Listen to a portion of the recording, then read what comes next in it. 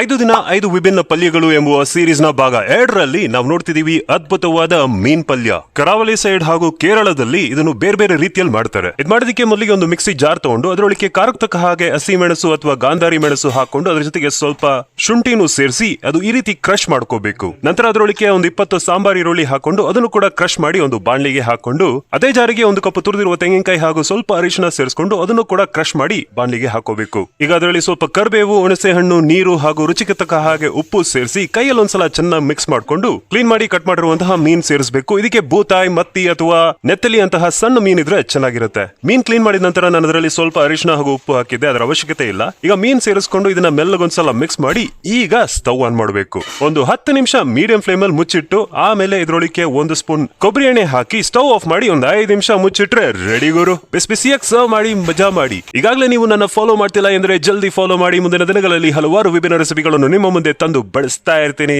Thank you.